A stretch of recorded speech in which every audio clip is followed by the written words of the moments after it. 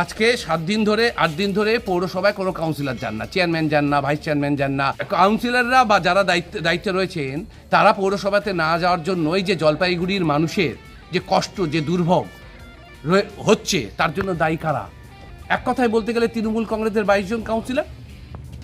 এই 22 জন কাউন্সিলরকে আমি অনুরোধ করব আপনার মাধ্যমে, আপনারা থানা মোড়ে সবাই সমবেত হন, মানুষের কাছে হাত জোর করে ক্ষমা চান যে আমরা যেটা করেছি বা আজকের দিনে যেটা করছি সেটা অত্যন্ত নিন্দনীয় এবং লজ্জাজনক। এই লজ্জার হাত থেকে আমরা বাঁচতে এবং আপনাদের কাছে ক্ষমা চেয়ে আমরা 22 জন মিলে চললাম এসডিওর কাছে, আমরা পদত্যাগ করে দেব। কারণ এই পদে বসার যোগ্যতা আমাদের নেই, আমরা বসেছিলাম ভুল করে এবং আপনাদের সঙ্গে এই 4.5 বছর 5 বছরে যে আচরণ করছি তার জন্য আমরা ক্ষমা প্রার্থী। আপনারা জলপাইগুড়িবাসী আমাদেরকে ক্ষমা করে দিন। এই গদি বাঁচানোর বা ক্ষমতা আঁকড়ে থাকার যে লড়াই, এই লড়াই আজকে জলপাইগুড়ি মানুষ ছি করছে। আপনাদের যদি বোধ বুদ্ধি বা বিন্দুমাত্র জ্ঞান থাকে, আপনারা সমবেত হয়ে একসঙ্গে এসডিওর কাছে গিয়ে সবাই পদত্যাগ করবেন।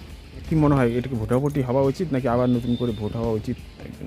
দেখুন, ভোটাভুটি হবে কিনা সেটা তো নির্ভর করবে পরিস্থিতির উপরে। অবশ্যই যদি কেউ অনাস্থা আনে, সেটা স্বদলীয় বন্ধুরা, একসময়ের গলায় গলায় থাকা বন্ধুরাও যদি আপনার বিরুদ্ধে অনাস্থা আনে, তাহলেও আপনাকে মিটিং করে আস্থা প্রুফ করতে হবে। অবশ্যই মিটিং হওয়া উচিত, আস্থা প্রুফ করা উচিত। কিন্তু আমি এর বাইরে গিয়ে বলবো, আপনারা একটাই দল করতেন, তার নাম তৃণমূল কংগ্রেস। আপনাদের একটাই নেত্রী ছিল, তার নাম মমতা ব্যানার্জি। আপনাদের একটাই পোস্ট ছিল, তার নাম মমতা ব্যানার্জি। আজকে আপনারা নিজেদের মধ্যে এই ঝগড়া, এই লড়াই করে যেটা করছেন সেটা জলপাইগুড়ি মানুষের কে কষ্ট দিচ্ছে। জলপাইগুড়ি পৌর পরিষেবায় ভেঙে পড়েছে, পৌর পরিষেবা বলতে কিচ্ছু নাই। এই অবস্থায় আপনাদের বিন্দুমাত্র যদি নৈতিক দায়িত্ব কর্তব্যবোধ থেকে থাকে, তাহলে আপনারা আপনাদের পরিবারের কাছে মুখ দেখানোর জন্য অন্তত পক্ষে এসডিওর কাছে গিয়ে সবাই একসঙ্গে পদত্যাগ করুন। আপনারা থানা মোড়ে সবাই সমবেত হন, মানুষের কাছে হাত জোর করে ক্ষমা চান যে আমরা যেটা করেছি বা আজকের দিনে যেটা করছি সেটা অত্যন্ত নিন্দনীয় এবং লজ্জাজনক। এই লজ্জার হাত থেকে আমরা বাঁচতে এবং আপনাদের কাছে ক্ষমা চেয়ে আমরা 22 জন মিলে চললাম এসডিওর কাছে, আমরা পদত্যাগ করে দেব।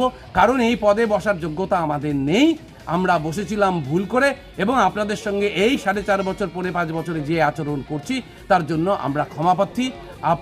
আপনারা জলপাইগুড়িবাসী আমাদেরকে ক্ষমা করে দিন। এই গদি বাঁচানোর বা ক্ষমতা আঁকড়ে থাকার যে লড়াই, এই লড়াই আজকে জলপাইগুড়ি মানুষ ছি করছে। আপনাদের যদি বোধ বুদ্ধি বা বিন্দুমাত্র জ্ঞান থাকে, আপনারা সমবেত হয়ে একসঙ্গে এসডিওর কাছে গিয়ে সবাই পদত্যাগ করবেন। কি মনে হয়, এটাকে ভোটাভুটি হওয়া উচিত নাকি আবার নতুন করে ভোট হওয়া উচিত?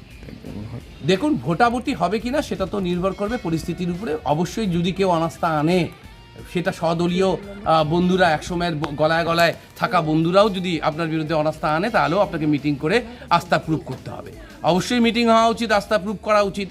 কিন্তু আমি এর বাইরে গিয়ে বলবো, আপনারা একটাই দল করতেন, তার নাম তৃণমূল কংগ্রেস। আপনাদের একটাই নেত্রী ছিল, তার নাম মমতা ব্যানার্জি। আপনাদের একটাই পোস্ট ছিল, তার নাম মমতা ব্যানার্জি। আজকে আপনারা নিজেদের মধ্যে এই ঝগড়া, এই লড়াই করে যেটা করছেন সেটা জলপাইগুড়ি মানুষের কে কষ্ট দিচ্ছে। জলপাইগুড়ি পৌর পরিষেবায় ভেঙে পড়েছে, পৌর পরিষেবা বলতে কিচ্ছু নাই। এই অবস্থায় আপনাদের বিন্দুমাত্র যদি নৈতিক দায়িত্ব কর্তব্যবোধ থেকে থাকে, তাহলে আপনারা আপনাদের পরিবারের কাছে মুখ দেখানোর জন্য অন্তত পক্ষে এসডিওর কাছে গিয়ে সবাই একসঙ্গে পদত্যাগ করুন।